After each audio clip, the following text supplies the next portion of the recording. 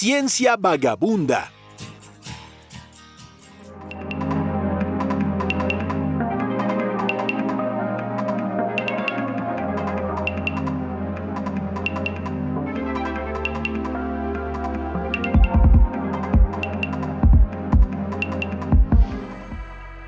Rodrigo, ya veo que no me hiciste caso. Viniste sin tu maleta de viaje. ¿En serio vamos a recorrer el mundo, Shadani?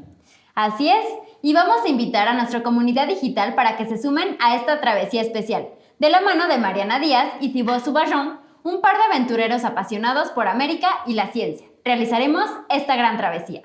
Muchas gracias a Mariana y a Thibaut por compartirnos de sus materiales para lograr un par de programas especiales en Saberes Digitales. Vayamos con ellos.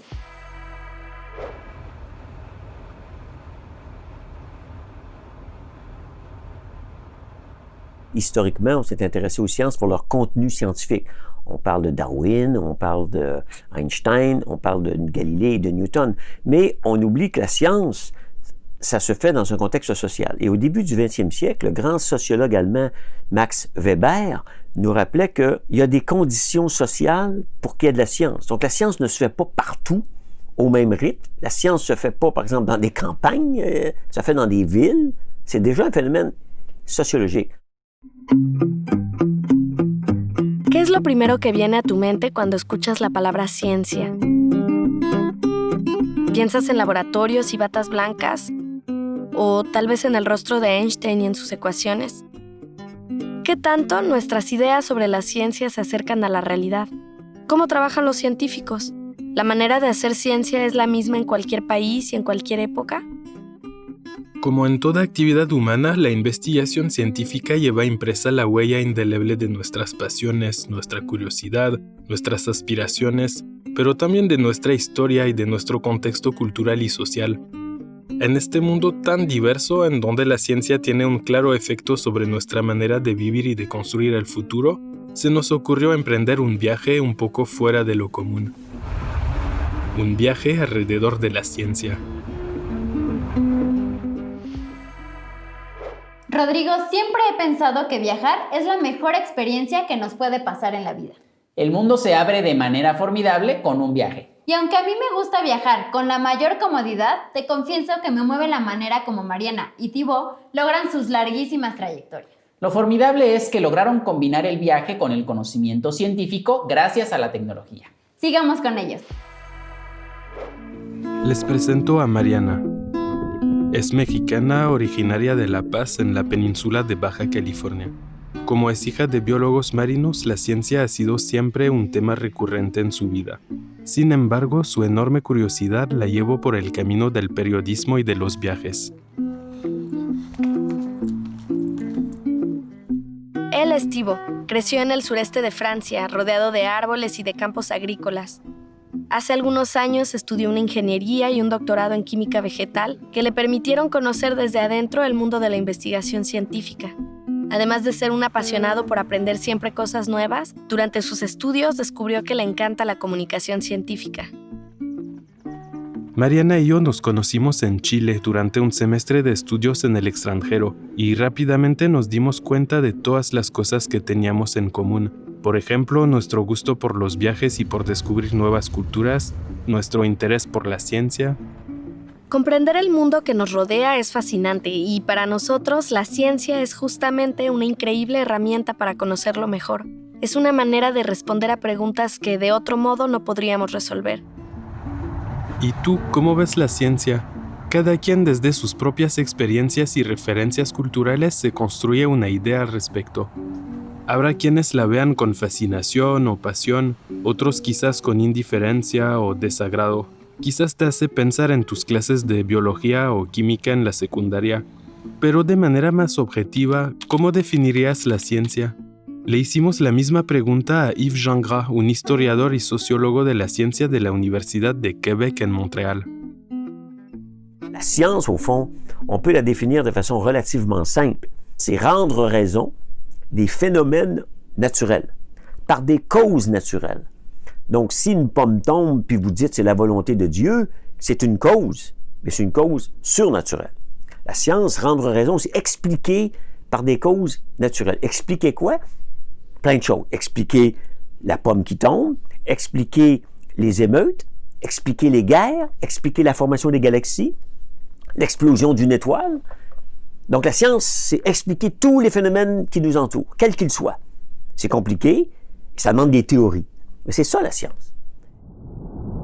Explicar la naturaleza de todos los fenómenos del universo significa generar conocimientos coherentes unos con otros y, por lo tanto, universales.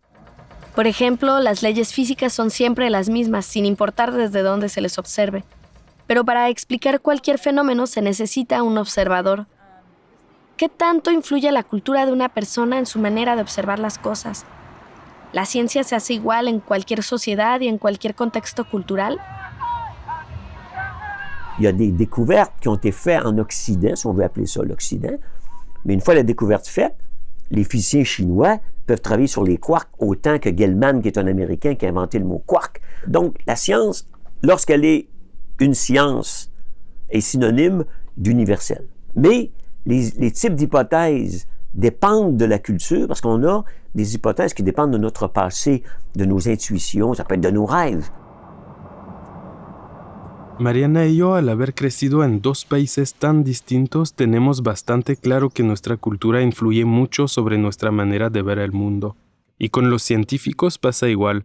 Su manera de observar las cosas, de trabajar, de analizar sus datos, está en gran medida moldeada por su contexto cultural. Rodrigo, como nos han comentado hasta ahora Mariana y Thibaut, su aventura los llevó a científicos de primer nivel y sitios que seguramente les quedaron grabados en su memoria. Segurísimo, Shadani. Te cuento que el filme que nos comparten en Saberes Digitales recibió un reconocimiento en este 2020 por parte de la Muestra Nacional de Imágenes Científicas de México. Genial, y muchas felicidades para ellos. Ahora escuchemos a Mariana sobre todos los preparativos que tuvo que realizar para concretar este proyecto de aventura del conocimiento titulado Ciencia Vagabunda. Perfecto, Shadani, y quiero adelantarle a nuestra comunidad digital que pronto tendremos un segundo programa con el testimonio de nuestro amigo Thibaut. Mientras, vayamos con Mariana. Mariana Díaz es periodista titulada por parte de la Universidad Autónoma de Querétaro. Además, cuenta con la misma especialidad en la Universidad de Lorena, Francia. Su trayectoria audiovisual se distingue por su labor en el periodismo digital y audiovisual. Tras haberse interesado en el tratamiento de temas de índole política y social, su curiosidad la llevó al terreno de las ciencias, donde ha logrado concretar propuestas de corte fílmico. ¿Cómo nace? Pues es un proyecto muy bonito porque lo fundamos Thibaut, mi pareja, y yo. Él es francés, yo soy mexicana, él estudió química vegetal y yo estudié comunicación y periodismo. Entonces, está muy bonito porque gracias a nuestra sensibilidad con este tema de cómo la cultura influye sobre nuestra manera de ver el mundo y nuestra manera de relacionarnos con él, pues eso nos abrió esta curiosidad para preguntarnos cómo es que este aspecto cultural de cada persona influye también pues, sobre los científicos y sobre su manera de hacer la investigación científica. Entonces decidimos, Thibaut y yo, hacer un viaje por distintos países para justamente conocer, no solo conocer los paisajes bonitos y los lugares turísticos que cada lugar tiene que ofrecer, sino también acercarnos a las universidades, a los centros de investigación, a los investigadores, y conocerlos, preguntarles sobre lo que hacen, pero también sobre cómo lo hacen, por qué, cuál es ese contexto que les permite hacer y dedicarse, que los influyó para interesarse en los temas que investigan. En fin, mira, yo no me dedico propiamente al entretenimiento. Yo soy periodista y, bueno, Thibaut se dedica principalmente a la comunicación científica, pero me queda claro que mientras más diversos sean los formatos de la comunicación científica, mientras más jovial sea la manera de dirigirse a las personas, pues más fácilmente podremos crear un diálogo entre todos los ciudadanos y la comunidad científica. Creemos que es importantísimo poder relacionarnos, poder dialogar entre ciudadanos y entre científicos. Es importantísimo que haya cada vez más formas de establecer este diálogo. ¿Cómo me preparé? Pues me preparé de muchas maneras. En lo profesional estudié comunicación y periodismo y luego me especialicé en periodismo digital. En fin, me preparé profesionalmente en ese sentido, pero también en la parte más práctica, pues durante 4 años Thibaut y yo estuvimos ahorrando para poder comprarnos todo el equipo que teníamos que llevar. Es un viaje mochilero. Entonces nos compramos nuestra mochila, nos compramos cámaras chiquitas porque tenían que caber en nuestro equipaje muy pequeño, nos compramos micrófonos, en fin, una serie de materiales, computadoras.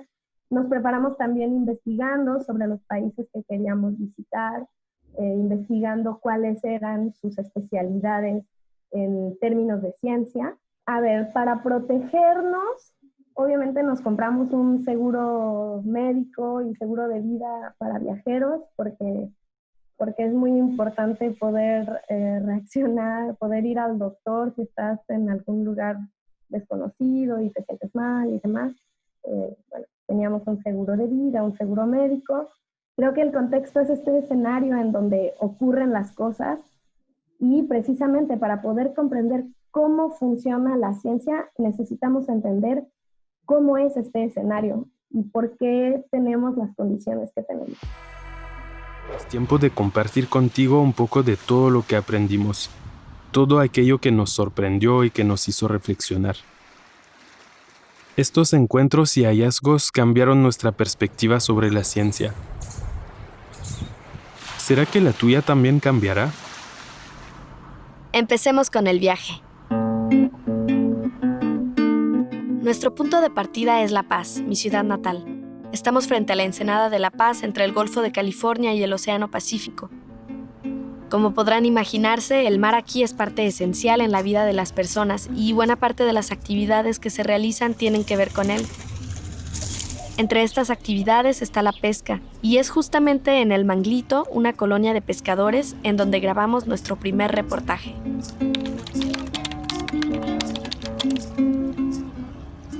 Son alrededor de unos 90 pescadores de todas las edades, la mayoría pescadores buzos, ¿no? Esa es su principal actividad, el buceo de bivalvos, ¿no? De almejas, caracoles, etc., en una comunidad de cerca de unos 600 miembros. Durante 1 mes y medio somos parte de la rutina de los pescadores del Manglito. Entre las salidas al mar y las actividades en tierra, cada plática con ellos nos permite comprender mejor su realidad. Desde hace aproximadamente 15 años, esta comunidad enfrenta una compleja situación que amenaza con poner fin a su modo de vida: el agotamiento de sus recursos pesqueros. La pesca ilegal e intensiva que practicaron durante muchos años provocó que varias especies escasearan o incluso desaparecieran de la ensenada.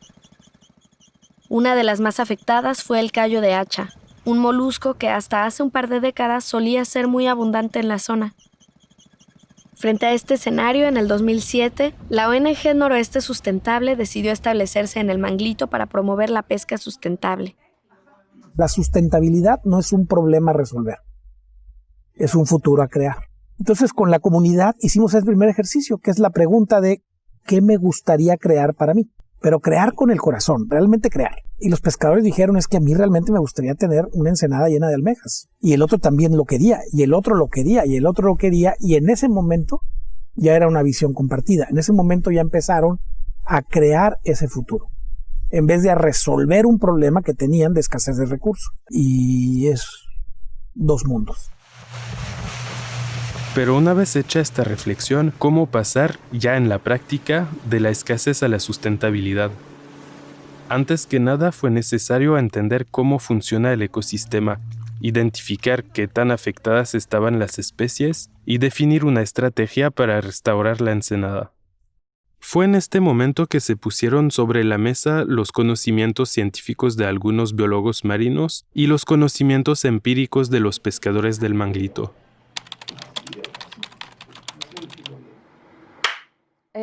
En un primer momento nos reunimos con los pescadores y el equipo de NOS para aplicar todo el conocimiento que los pescadores tienen de pues, y toda su experiencia del recurso para poderlo expresar en un mapa de manera visual.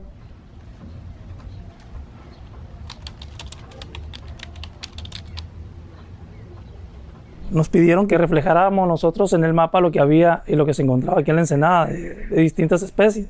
Guillermo y yo pues lo hicimos prácticamente en un día quedó, ¿no? Quedó todo listo. Lo hicimos de memoria con el número 1, donde pueden observar el número 1 es donde existía mucha hacha y eran los bancos naturales que por mucho tiempo se fue dando. Y así distintas especies como lo es el callo de hacha larga, el callo redondo como lo conocen, que también se encuentra en 4 bancos aproximadamente de aquí de la ensenada.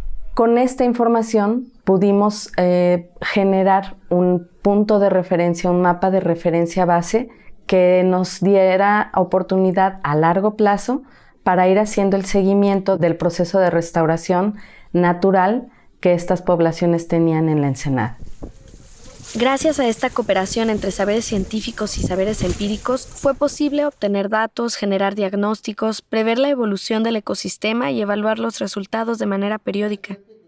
Pero a pesar de buscar los mismos objetivos, una de las principales dificultades que se presentaron fue la comunicación entre los miembros de la ONG y los pescadores.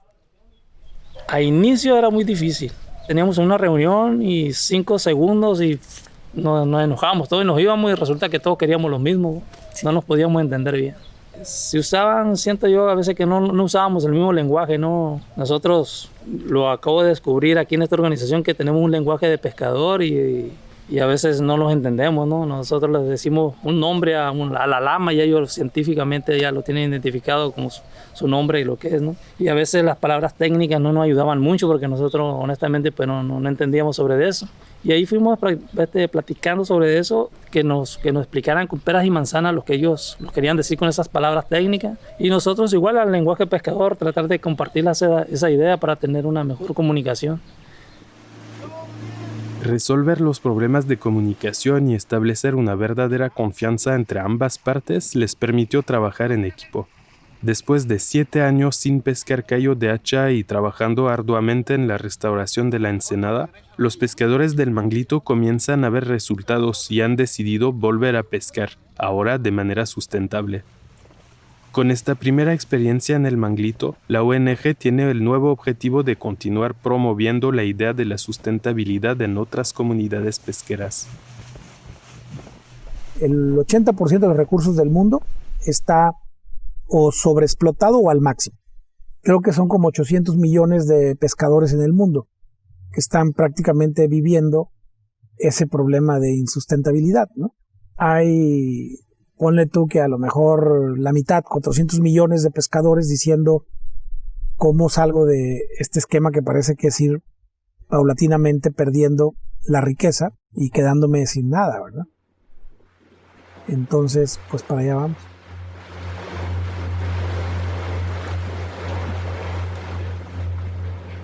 Visitar el Manglito nos dejó ver que la ciencia no es un asunto exclusivamente de investigadores y que cuando se trata de construir un futuro sustentable se requiere la voluntad de todos los involucrados. En este caso, la cooperación entre los pescadores y los miembros de la ONG fue crucial para empezar a transformar su situación. Después de esta primera etapa, nos queda claro que las capacidades y los conocimientos de la comunidad no científica tienen mucho que aportarle a la ciencia.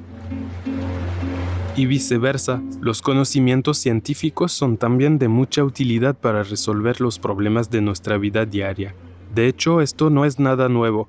Basta con pensar en toda la tecnología que acompaña nuestra rutina, incluso para las tareas más sencillas. La tecnología consiste en aplicar el conocimiento científico para transformar nuestro entorno. Imagínate, Rodrigo, viajar, trabajar, conocer y divertirte. Espléndido, y más en sitios paradisíacos como el Manglito en Baja California Sur. Pero lo que quisiera destacar a nuestra comunidad digital es la planeación de viaje de Mariana y Thibaut para levantar reportajes de interés prioritario. Claro, como en el caso del Manglito, donde se nos expone una relación asertiva entre ciencia, tecnología y sociedad a favor de la sustentabilidad. La siguiente fase del recorrido de nuestros amigos aventureros es un completo contraste con lo que acabamos de ver. Su brújula es la búsqueda del conocimiento y cómo demostrar una relación más virtuosa con la ciencia y la tecnología. Sigamos con esta aventura digital. La tecnología no solo una herramienta para transformar nuestro entorno, sino una verdadera oportunidad para tomar las riendas sobre el futuro de la humanidad. Y precisamente nuestro recorrido nos trae hasta California, una de las regiones más adecuadas para hablar de esto.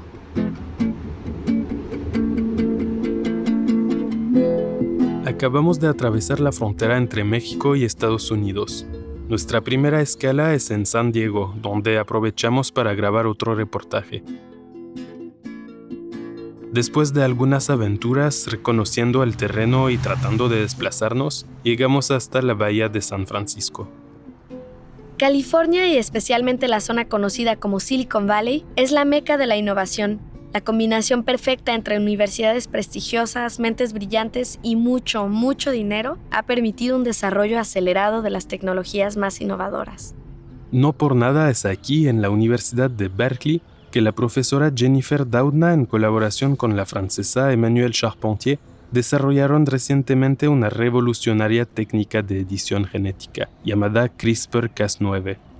Esta tecnología de nombre rimbombante podría incluso hacerles ganar el premio Nobel en los próximos años. Y por suerte, el chico que nos aloja en Berkeley es un estudiante de Jennifer Doudna. Es él quien nos pone en contacto directo con los investigadores de su laboratorio, así que tenemos el privilegio de poder hacer esta visita en modo VIP.